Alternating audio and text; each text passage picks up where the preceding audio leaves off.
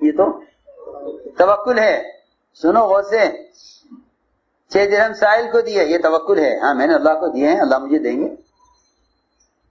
میں نے اللہ کو دیے ہیں, اللہ مجھے دیں گے. کیا کرتے؟ کیا گھر میں بیٹھے رہتے خاموش کہ اللہ دیں گے؟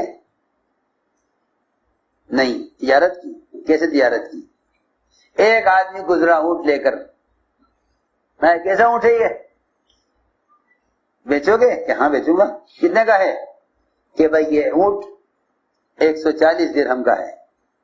حضرت نے فرمایا اونٹ ہم نے لے لیا ہے مگر ہم ابھی قیمت اس کی نہیں دیں گے. نہ کہا جی کوئی بات نہیں, رکھو, دے دینا اونٹ, رکھو آپ, دے دینا. زمانہ اچھا تھا, زمانہ اچھا تھا. اس زمانے کے تاجر دوسروں سے نفع لینے کے لیے تجارت کرتے ہیں, اس زمانے کے تاجر دوسروں کا نفع پہنچانے کے لیے تجارت کرتے تھے. اس لیے اللہ تعالیٰ دونوں کے لیے سہولت کرتے تھے, گاہک کے لیے بھی اور مالک کے لیے بھی. ہاں, اس زمانے میں جتنے بھی ہیں, حکام سے لے کر عوام تک, سر جگہ تاجر, ڈاکٹر, انجینئر, جو جس شعبے میں کام کر رہا ہے اس کا جذبہ دوسرے سے فائدہ اٹھانے کا ہے. ڈاکٹروں کی ڈاکٹری میں بھی اس لیے سہولت اور شفا نہیں رہی کہ مریض سے انتفاع کا جذبہ ہے, مریض سے فائدہ اٹھانے کا ارادہ ہے. حالانکہ بیچارہ مریض ہے, مریض تو خدمت کا محتاج ہے, مریض تو مریض تو اس کا محتاج ہے کہ اسے خدمت کی جائے, نہ کہ اسے خدمت لی جائے. سارے جتنے بھی ڈاکٹر ہیں مریضوں سے خدمت لیتے ہیں. ارے سنو تو صحیح میں کیا کہہ رہا, مریضوں سے خدمت لیتے ہیں. اتنا پیسہ آپ کو دینا پڑے گا پہلے, اتنا بعد میں دینا پڑے گا. وہ بیچارے بہت سے لوگ تو ایسے ہیں کہ وہ امراض کو پالتے ہی اس لیے ہیں کہ ان کے پاس علاج کا انتظام نہیں ہے. کیونکہ ڈاکٹروں کا خیال یہ ہے کہ اس زمانے میں ڈاکٹری وہ کمائی کا ذریعہ ہے. حالانکہ پہلے زمانے میں طب اور ڈاکٹری یہ کمائی کا ذریعہ نہیں تھے, کمانے کا ذریعہ عیب سمجھا جاتا تھا کسی کا علاج کر کے پیسے لینا. ارے ایک تو وہ بیچارہ محتاج علاج کے لیے, پھر آپ ایک مسلمان ایک انسان کا علاج کر کے پیسے لیں.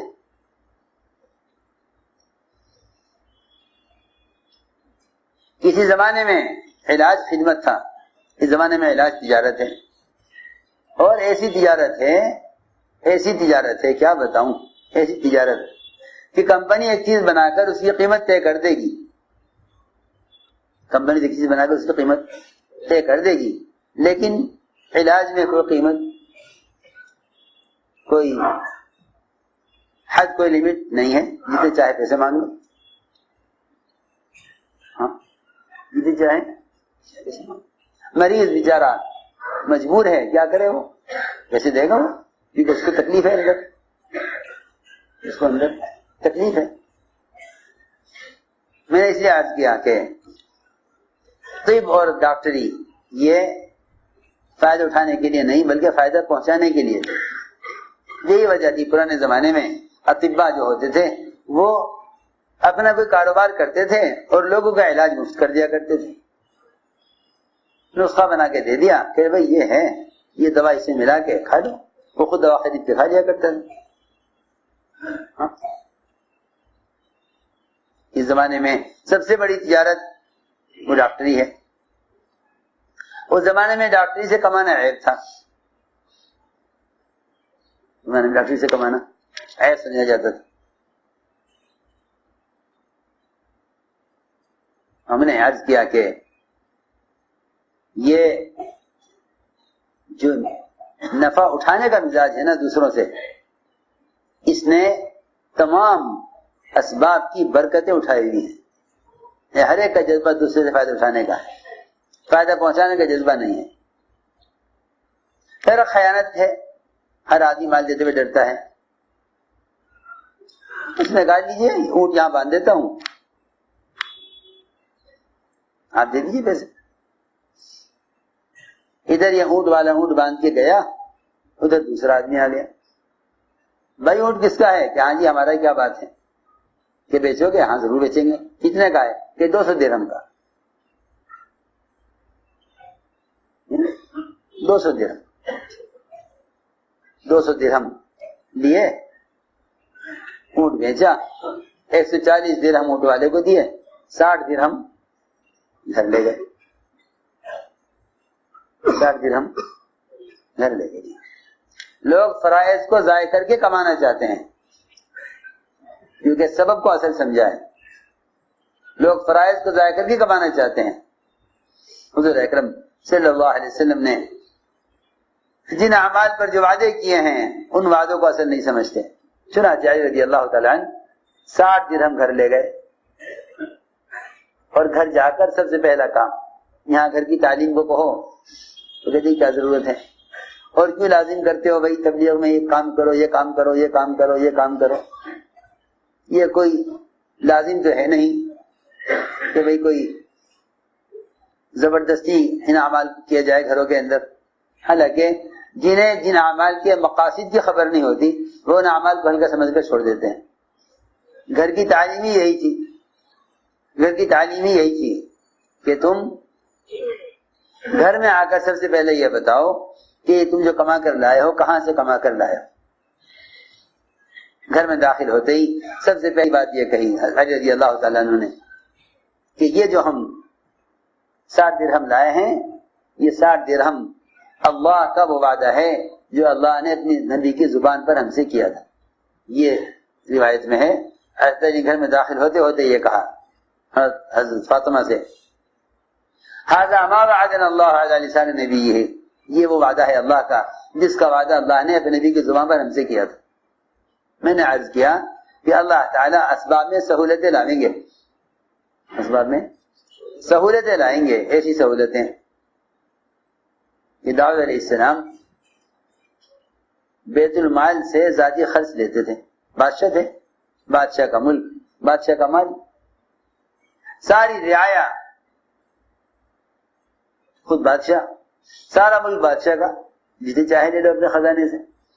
جو بادشاہ دوسروں کو دینے والے ہوں ان کے لیے خود دینا کیا عیب ہے؟ لیکن صحابہ کے زمانے میں مزاج یہ بنایا گیا تھا، گورنروں کو تنخواہ ملتی تھی، وہ تنخواہ دوسروں پر خرچ کیا کرتے تھے، گورنری کی اجرت نہیں لیتے تھے، گورنری کی اجرت، گورنری کی تنخواہ نہیں لیتے تھے۔ گورنر کی تنخواہ تو بہت دور کی بات ہے، قرآن پڑھا کر بھی تنخواہ نہیں لیتے تھے، قرآن پڑھا کر بھی تنخواہ نہیں لیتے۔ بے شک اس زمانے میں قرآن پڑھنے والوں کو تنخواہ ملتی ہے، لیکن وہ ان کے وقت کی تنخواہ ہے، قرآن کی تنخواہ ہرگز نہیں ہے۔ قرآن پڑھانے کا کوئی بدل نہیں سوائے جنت کے،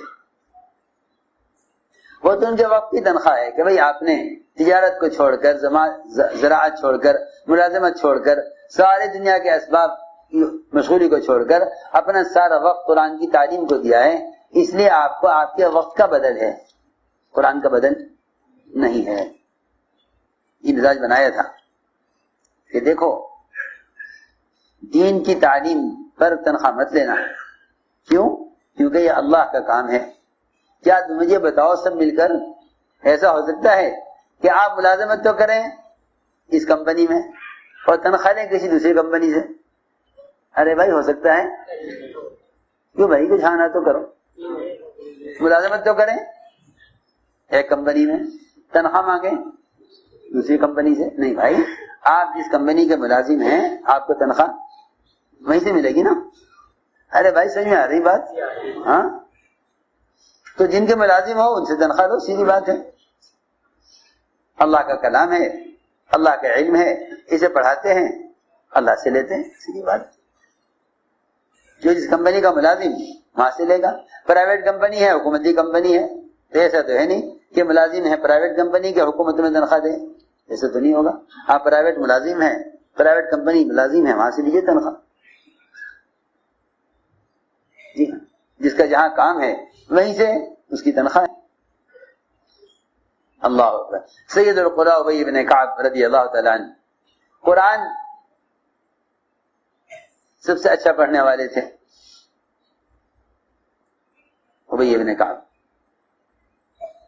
ایک باپ نے آ کر کہا اجی قاری صاحب ہمارے بچے کو قرآن پڑھا دو, بچے کو قرآن پڑھا دو.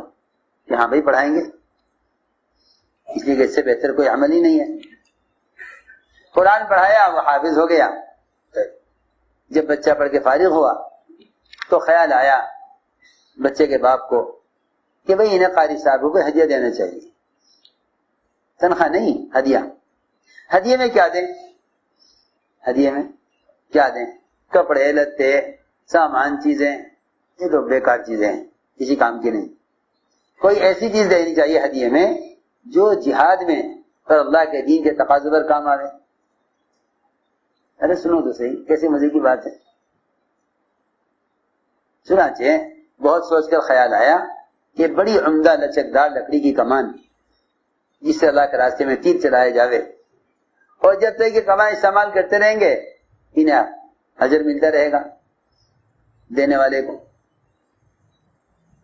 کہا کہ بھئی ہدیے میں کمان دی جائے تاکہ اللہ کے راستے کے جہاد میں کام آئے, کیونکہ اللہ کے راستے میں تیر چلانے کے بڑے فضائل ہیں. اس خیال سے انہوں نے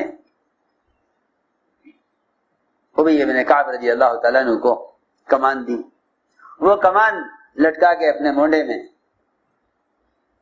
حاضر فرمایا, ابی اتنی عمدہ کمان کہاں سے آئی؟ ایسی لچکدار اس کی لکڑی اور ایسی مضبوط کمان, یہ کہاں سے آئی تمہارے پاس؟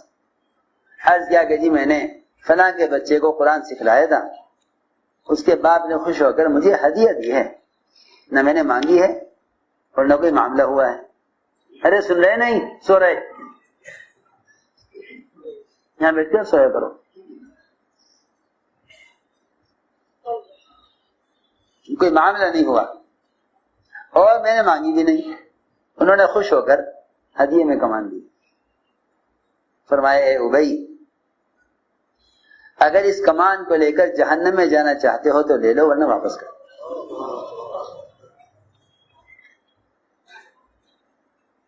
اس کو اگر لے کر کہاں جانا چاہو تو لے لو, ورنہ واپس کرو. اللہ کے لیے پڑھاؤ. حالانکہ ہدیہ ملا تھا, یہ نہیں کہ بھئی آپ ہمیں کمان دیں گے بچے کو پڑھائیں گے ہم. کوئی مطالبہ نہیں کیا, ہدیہ ملا.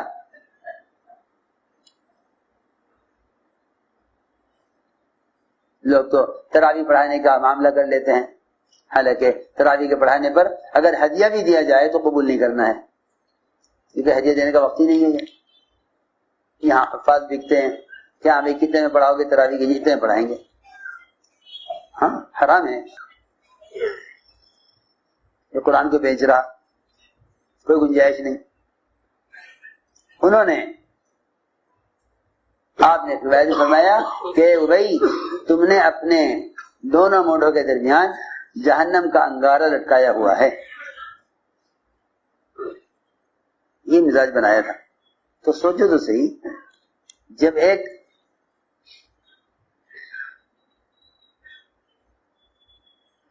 دین کے کام کے لیے خدمت کرنے میں یہ مزاج بنایا گیا, اسی طرح گورنروں کا مزاج بنایا گیا تھا کہ تم کسی سے خدمت, گورنری خدمت ہے, خدمت کرنا ہے, خدمت کرو.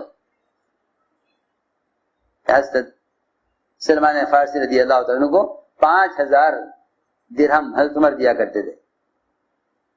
وہ سارے پیسے خرچ کرتے دوسروں پر, ایک پیسہ اس میں سے اپنی ذات پر خرچ نہیں کرتے تھے کہ اگر میں نے اس میں سے اپنی ذات پر خرچ کر لیا تو پھر اللہ تعالیٰ قیامت میں یہ کہہ دیں گے تم نے گورنری کی تھی, تمہیں تنخواہ مل گئی تھی, اب تمہارے لیے کوئی اجر نہیں ہے. قیامت میں کیا ہوگا؟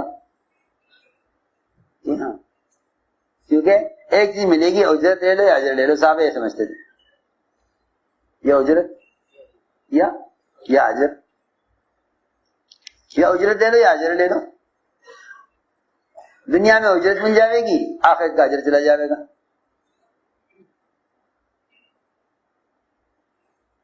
تو 5,000 خرچ کر دیتے تھے بیواؤں پر، یتیموں پر، پریشان حال لوگوں پر. اپنے کیا کریں کہ ہاں اپنا کرنا ہے تو خود کوئی کام کرو. تو گورنر صاحب ٹوکرے بناتے تھے، کھجور کی پتیاں جمع کرتے، اسے ٹوکرا بناتے، ٹوکرے بنا کر بیچتے، پھر اسے جو آمدنی آتی اس میں سے گھر کا خرچ چلاتے اور اسی آمدنی میں سے صدقہ کرتے تھے. کیونکہ اگر وہ 5,000 صدقہ کرے تو وہ اپنے ہے ہی نہیں، وہ اپنے ہے نہیں، وہ آدمی اپنے مال میں سے صدقہ کرے. ایسے لوگ سے کام کرنے والے. چنانچہ میں عرض کر رہا تھا کہ داؤد علیہ السلام بادشاہ رات کو بھیس بدل کر پھرتے تھے لوگوں میں، پوچھتے تھے لوگ بھائی یہ داؤد کیسا آدمی ہے؟ لوگ کہتے ہیں ہاں بھائی آدمی بہت اچھا ہے، بڑا عبادت گزار ہے اور بڑے منصف ہیں اور مسلسل روزے رکھنے والے ہیں. سب سے محبوب روزہ اللہ کو داؤد علیہ السلام کا روزہ سب سے زیادہ محبوب تھا. ایک دن اللہ نے فرشتے کو کھڑا کر دیا راستے میں، اس سے پوچھا بھئی یہ داؤد کیسا آدمی ہے؟ میں کہا جی آدمی تو اچھا ہے لیکن ایک کمی ہے. ایک کمی ہے. کیا بات ہے؟ کہ بات یہ ہے کہ پبلک کے پیسے سے ذاتی ضروریات پوری کرتے ہیں، بیت المال سے تنخواہ لیتے ہیں اپنی. اچھا جی ٹھیک ہے، آج کے بعد نہیں لینا ہے. 2,000 لیا کرتے تھے یا 4,000 لیتے تھے بیت المال سے. طے کر لیا کہ آج کے بعد بیت المال سے اور بادشاہ کے خزانے سے پیسہ نہیں لینا، کیونکہ یہ تو پبلک کا پیسہ ہے. خود کچھ کام کریں گے، خود کچھ کام کریں گے. اللہ سے پوچھا کیا کام کریں؟ اللہ نے کہا کہ زیرہ بناؤ لوہے کی. لوہار کا کام، کہاں لوہار کہاں بادشاہ. حکم دیا اللہ نے ان اعمل سابغات وقدر فی السرد، کہ کھلی زیریں بناؤ اور کڑیاں سب برابر ہونی چاہیے. اب آپ اندازہ کریں کہ لوہے کو تپانا اور اس کی کڑیاں بنانا، پھر انہیں پرونا، پھر زیرہ تیار کرنا اتنا مشکل کام ہے. لیکن اللہ نے آسانی یہ کی کہ اللہ تعالی نے ان کے اس تقوی پر ان کے لیے آٹے کی طرح کر دیا لوہے کو. جیسا بنا ہوا آٹا ہوتا ہے ایسا نرم ہو گیا لوہا. ہاتھ میں لیتے، کڑی تیار کرتے، چٹکی سے اسے پرو دیتے، اپنی جگہ بیٹھ جاتی تو سخت ہو جاتی. روزانہ ایک زیرہ تیار ہو جاتی، روزانہ ایک زیرہ تیار.